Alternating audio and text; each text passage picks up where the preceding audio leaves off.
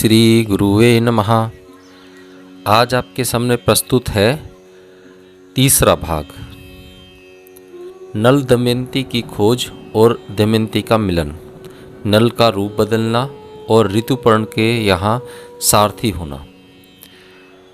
बृहस्पति जी ने कहा, युधिष्ठिर, जिस समय राजा नल दमयंती को सोती छोड़कर आगे बढ़े, उस समय वन में देवाग्नि लग रही थी। नल कुछ ठिठक गए। उनके कानों में आवाज़ आई, राजा नल, शीघ्र दौड़ो, मुझे बचाओ। नल ने कहा, डरो मत। वे दौड़कर दावनल में घुस गए और देखा कि नागराज ककोणक कुंडली बांधकर पड़ा हुआ है। उसने हाथ जोड़कर नल से कहा, राजन, मैं ककोटक नाम का सर्प हूँ।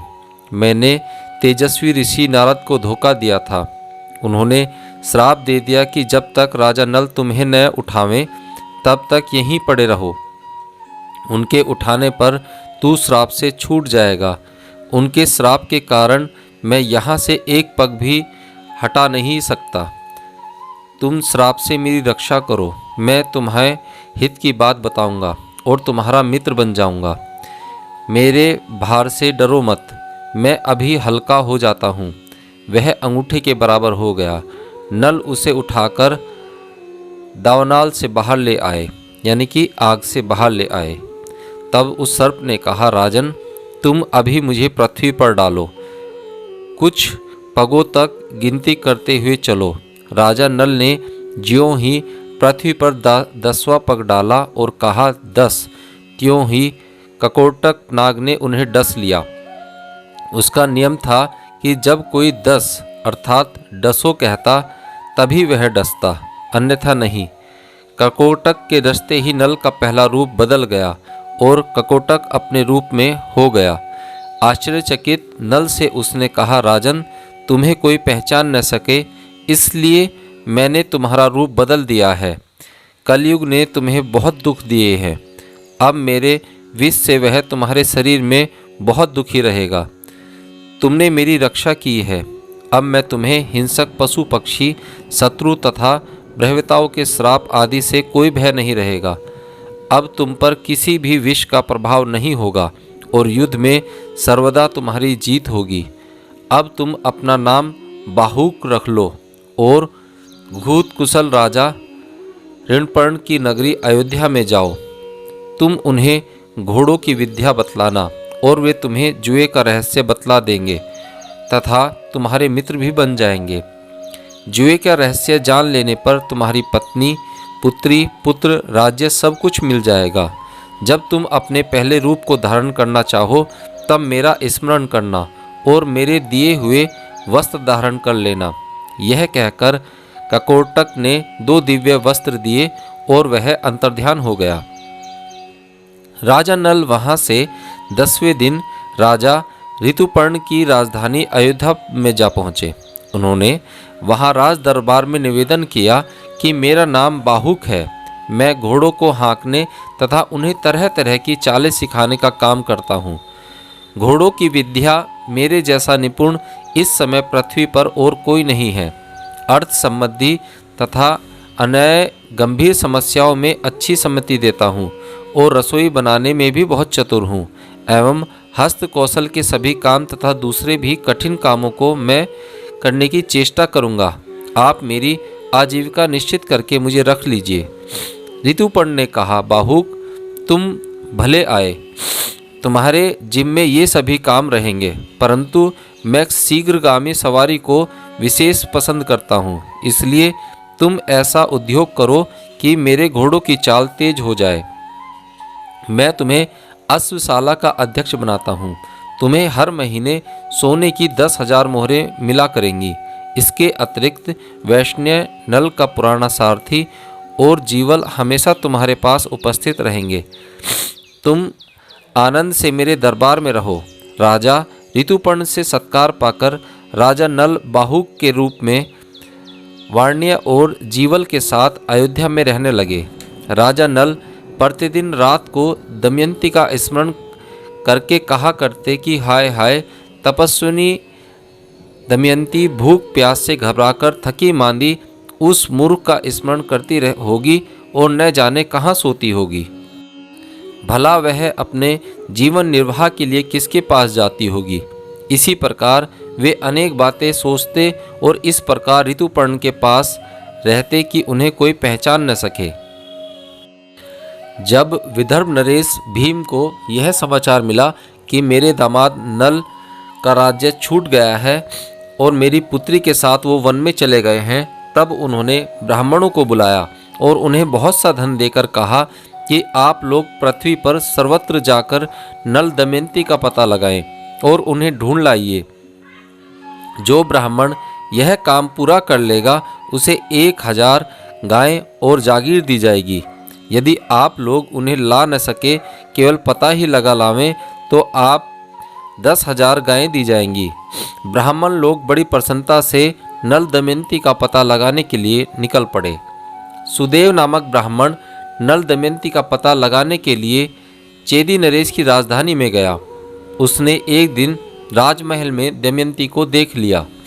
उस समय राजा के महल में पुण्यवाहन हो रहा था और दमयंती सुनंदा एक साथ बैठकर वह मंगल कृत्य देख रही थी। सुदेव ब्राह्मण ने दमयंती को देखकर सोचा कि वास्तव में यही भीमनंदिनी है। मैंने इसका जैसा रूप पहले देखा था वैसा ही अब भी देख रहा हूँ। बहुत अच्छा हुआ, इसे देख लेने से मेरी यात्रा सफल हो गई। सुदेव दमयंती के पास गया और बोला, विदर्भ नंदिनी, मैं तुम्हारे भाई का मित्र सुदेव ब्राह्मण हूँ। राजा भीम की आज्ञा से तुम्हें ढूंढने के लिए यहाँ आया हूँ। तुम्हारे माता पिता और भाई सा आनंद हैं। तुम्हारे दोनों बच्चे भी विदर्भ देश में सकुशल हैं। तुम्हारे बिछोह से सभी कुटुंबी प्राणहीन से हो रहे हैं और तुम्हें ढूंढने के लिए सैकड़ों ब्राह्मण पृथ्वी पर घूम रहे हैं। दमयंती ने ब्राह्मण को पहचान लिया। वह क्रम क्रम से सबका कुशल मंगल पूछने लगी और पूछते पूछते ही रो पड़ी। सुनंदा दमयंती को बात करते रोता देखकर घबरा गई और उसने अपनी माता के पास जाकर सवाल कहा। राजमाता तुरंत अंतःपुर से बाहर निकल आई और ब्राह्मण के पास जाकर पूछने लगे कि महाराज, यह किसकी पत्नी है, किसकी पुत्री है, अपने घरवालों से कैसे बिछड़ गई है, तुमने इसे पहचाना कैसे?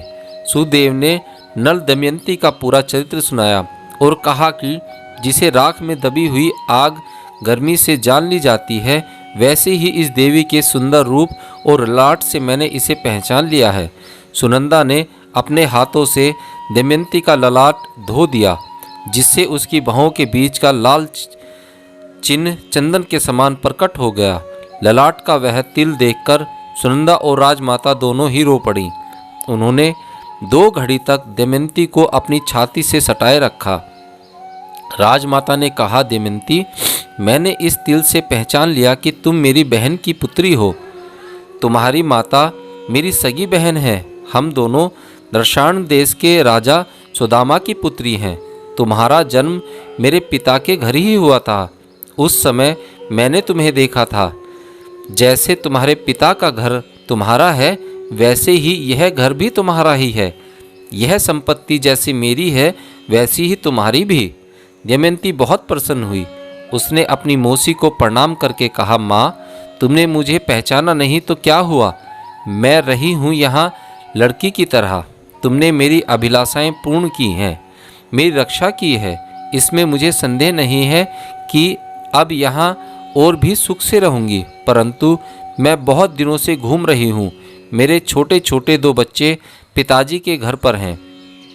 वे अपने पिता के वियोग से दुखी रहते होंगे। न जाने उनकी क्या दशा होगी।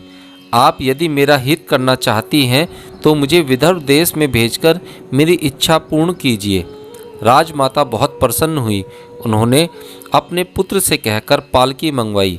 भोजन, वस्त्र और बहुत सी वस्तुएं देकर एक बड़ी सेना के संरक्षण में दमयंती को विदा कर दिया। विदर्भ देश में दमयंती का बड़ा सत्कार हुआ। दमयंती अपने भाई, बच्चे, माता पिता और सखियों से मिली। उसने देवता और ब्राह्मणों की पूजा की। राजा भीम को अपनी पुत्री के मिलने से बड़ी प्रसन्नता हुई। उन्होंने सुदेव नामक ब्राह्मण को 1000 गायें दी, गांव तथा धन देकर संतुष्ट किया। अब आगे नल की खोज और ऋतुपर्ण की विदर्भ यात्रा, कलयुग का उतरना। विहदसव जी कहते हैं, युधिष्ठिर, अपने पिता के घर एक दिन विश्राम करके दमयंती ने अपनी माता से कहा कि माताजी, मैं आपसे सत्य कहती हूँ, यदि आप मुझे जीवित रखना चाहती हैं तो मेरे पति को ढूंढवाने का उद्योग कीजिए। रानी ने बहुत दुखद होकर अपने पति राजा भीम से कहा कि स्वामी, दमयंती अपने पति के लिए बहुत व्याकुल है। उसने संकोच छोड़कर मुझसे कहा है कि उन्हें ढूंढवाने का उद्योग करना चाहिए। राजा ने अपने आश्रित ब्राह्मणों को बुलवाया और नल को ढूंढने के लिए उन्हें नियुक्त कर दिया। ब्राह्मणों ने दमयंती के पास जाकर कहा कि अब हम राजा नल का पता लगाने के लिए जा रहे हैं। दमयंती ने ब्राह्मणों से कहा कि आप लोग जिस राज्य में जाएं, वहाँ लोगों की भीड़ में यह बात कहें, मेरे प्यारे छलिया, तुम मेरी साड़ी में से आधी फाड़कर तथा मुझ दासी को वन में सोती छोड़कर कहाँ चले गए। तुम्हारी वह दासी अब भी उसी अवस्था में आधी साड़ी पहने तुम्हारे आने की बाट जो रही है और तुम्हारे वियोग के दुख से दुखी हो रही है। उनके सामने मेरी दशा का वर्णन कीजिएगा और ऐसी बात कहिएगा जिससे वे प्रसन्न हो और मुझ पर कृपा करें। मेरी बात कहने पर यदि आप लोगों को कोई उत्तर दे तो वह कौन है, कहाँ रहता है, इन बातों का पता लग जाएगा और उसका उत्तर याद रखकर मुझे सुनाइएगा। इस बात पर भी ध्यान रखिएगा कि आप लोग यह बात मेरी आज्ञा से कह रहे हैं, यह उसे मालूम न होने पावे। ब्राह्मणगण दमयंती के निर्देश अनुसार राजा नल को ढूंढने के लिए निकल पड़ते हैं। बहुत दिनों तक ढूंढने खोजने के बाद प्रणाद नामक ब्राह्मण ने महल में आकर दमयंती से कहा, राजकुमारी, मैं आपके निर्देश अनुसार निषद्ध नरेश नल का पता लगाता हुआ अयोध्या जा पहुंचा। वहां मैंने राजा ऋतुपर्ण के पास जाकर भरी सभा में तुम्हारी बात दोहराई, परंतु वहां किसी ने कुछ उत्तर नहीं दिया। जब मैं चलने लगा तब उसके बाहुक नामक सारथी ने मुझे एकांत में बुलाकर कहा, देव, वह सारथी राजा ऋतुपर्ण के घोड़ों को शिक्षा देता है, स्वादिष्ट भोजन बनाता है, परंतु उसके हाथ छोटे और शरीर कुरूप है। उसने लंबी सांस लेकर रोते हुए कहा कि कुलीन स्त्रियां घोर कष्ट पाने पर भी अपने सील की रक्षा करती हैं और अपने सतीत्व के बल पर स्वर्ग जीत लेती हैं। कभी उनका पति त्याग भी दे तो वे क्रोध नहीं करती, अपने सदाचार की रक्षा करती हैं। त्यागने वाला पुरुष विपत्ति में पड़ने के कारण दुखी और अचेत हो रहा था, इसलिए उस पर क्रोध करना उचित नहीं है। माना कि पति ने अपनी पत्नी का योग्य सत्कार नहीं किया, परंतु वह उस समय राज्य लक्ष्मी से चातुर, धुत्तुर, दुखी और दुर्दशाग्रस्त था। ऐसी अवस्था में उस पर क्रोध करना उचित नहीं है। जब वह अपनी प्राण रक्षा के लिए जीविका चाह रहा था, तब पक्षी उसके वस्त्र लेकर उड़ गए। उसके हृदय की पीड़ा असहाय थी। राजकुमारी बाहु की यह बात सुनकर मैं तुम्हें सुनाने के लिए आया हूँ। तुम जैसा उचित समझो करो, चाहो तो महाराज से भी कह दो। ब्राह्मण की बात सुनकर दमयंती की आंखों में आंसू भर आए।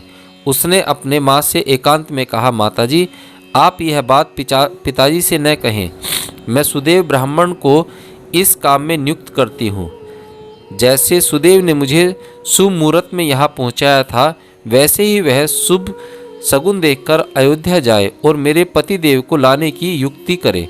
उसके बाद दमयंती ने प्रणाद का सत्कार करके उसे विदा किया और सुदेव को बुलाया। दमयंती ने सुदेव से कहा, ब्राह्मण देवता, आप शीघ्र ही अयोध्या नगरी में जाकर राजा ऋतुपर्ण से यह बात कहिएगा कि भीमपुत्री दमयंती फिर से स्वयंवर में स्वेच्छानुसार पति वरण करना चाहती है। बड़े बड़े राजा और राजकुमार जा रहे हैं। स्वयंवर की तिथि कल ही है, इसलिए यदि आप पहुंच सके तो वहां जाइए। नल के जीने अथवा मरने का किसी को पता नहीं है, इसलिए वह कल सूर्योदय के समय दूसरा पति वरण करेंगी। दमयंती की बात सुनकर सुदेव अयोध्या गए और उन्होंने राजा ऋतुपर्ण से सब बातें कह दी। राजा ऋतुपर्ण ने सुदेव ब्राह्मण की बात सुनकर बाहुक को बुलाया और मधुरवाणी से समझाकर कहा कि बाहुक, कल दमयंती का स्वयंवर है। मैं एक ही दिन में विदर्भ देश में पहुंचना चाहता हूं, परंतु यदि तुम इतना जल्दी वहां पहुंच जाना संभव समझो तभी मैं वहां जाऊंगा। ऋतुपर्ण की बात सुनकर नल का कलेजा फटने लगा। उन्होंने अपने मन में सोचा कि दमयंती ने दुख से अचेत होकर ही ऐसा कहा होगा। संभव है वह ऐसा करना चाहती हो, परंतु नहीं, उसने मेरी प्राप्ति के लिए ही यह युक्ति की होगी। वह पतिव्रता, तपस्विनी और दीन है। मैंने दुर्बुद्धिवश उसे त्याग कर बड़ी क्रूरता की। अपराध मेरा ही है, वह कभी ऐसा नहीं कर सकती। अस्तु, सत्य क्या है, असत्य क्या है, यह बात तो वहां जाने पर ही मालूम होगी। परंतु ऋतुपर्ण की इच्छा पूरी करने में मेरा भी स्वार्थ है। बाहुक ने हाथ जोड़कर कहा कि मैं आपके कथानुसार काम करने की प्रतिज्ञा करता हूँ। बाहुक आशुशाला में जाकर श्रेष्ठ घोड़ों की परीक्षा करने लगे। नल ने अच्छी जाति के 4 शीघ्रगामी घोड़े रथ में जोड़ लिए। राजा ऋतुपर्ण रथ पर सवार हो गए। जैसे आकाशचारी पक्षी आकाश में उड़ते हैं, वैसे ही बाहुक का रथ थोड़ी ही समय में नदी, पर्वत और वनों को लांघने लगा। एक स्थान पर राजा ऋतुपर्ण का दुपट्टा नीचे गिर गया। उन्होंने बाहुक से कहा, रथ रोको, मैं उस दुपट्टे को उठाकर मंगवाऊंगा।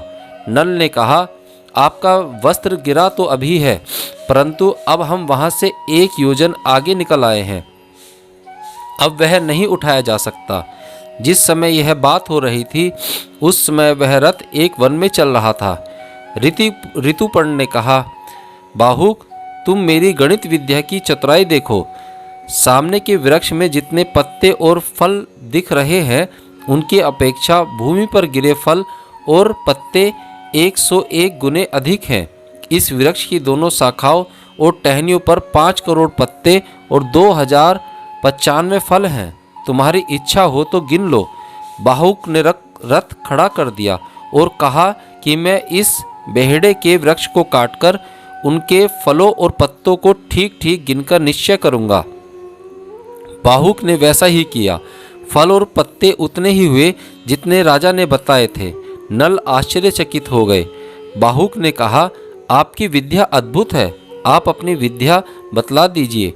ऋतुपर्ण ने कहा, गणित विद्या की तरह मैं पासों की वशीकरण विद्या भी जानता हूँ और उसमें पूर्ण रूप से निपुण हूँ। बाहुक ने कहा कि आप मुझे यह विद्या सिखला दें, मैं आपको घोड़ों की भी विद्या सिखा दूंगा। ऋतुपर्ण को विदर्भ देश पहुंचने की बहुत जल्दी थी और अश्वविद्या सीखने का लोभ भी था, इसलिए उन्होंने राजा नल को पासों की विद्या सिखा दी और कह दिया कि अश्वविद्या तुम मुझे पीछे सिखा देना, मैंने उसे तुम्हारे पास धरोहर छोड़ दिया। जिस समय राजा नल ने पासों की विद्या सीखी, उसी समय कलयुग कर्टिक नाग के तीखे विष को उगलता हुआ नल के शरीर से बाहर निकल गया। कलयुग के बाहर निकलने पर नल को बड़ा क्रोध आया और उन्होंने उसे श्राप देना चाहा।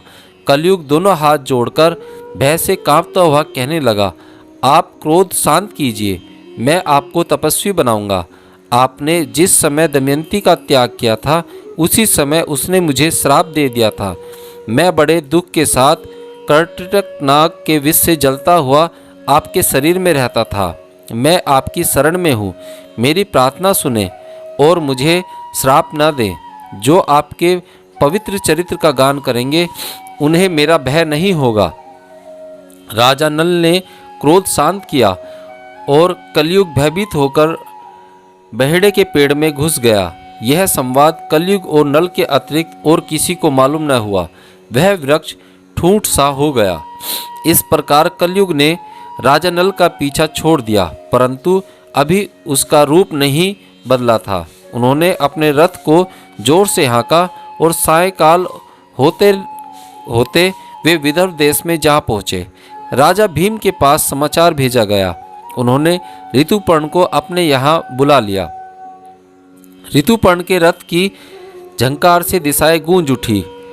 कणिक नगर में राजा नल के वे घोड़े भी रहते थे जो उनके बच्चों को लेकर आए थे। रथ की घर्राट से उन्होंने राजा नल को पहचान लिया और वे पूर्ववत प्रसन्न हो गए। दमयंती को भी यह आवाज़ वैसी ही जान पड़ी। दमयंती कहने लगी कि इस रथ की घरघराहट मेरे चित्त में उल्लास पैदा करती है। अवश्य ही इसको हाँकने वाले मेरे पतिदेव हैं। यदि आज वे मेरे पास नहीं आएंगे तो मैं धधकती आग में कूद पड़ूंगी। मैंने कभी हंसी खेल में भी उनसे झूठी बात नहीं कही है, उनका कोई अपमान किया हो, प्रतिज्ञा करके तोड़ दी हो, ऐसा याद नहीं आता। वे शक्तिशाली, क्षमावान, वीरदाता और एक पत्नी व्रती हैं। उनके वियोग से मेरी छाती फट रही है। दमयंती महल की छत पर चढ़कर रथ का आना और उससे रथी सारथी उतरता देखने लगी।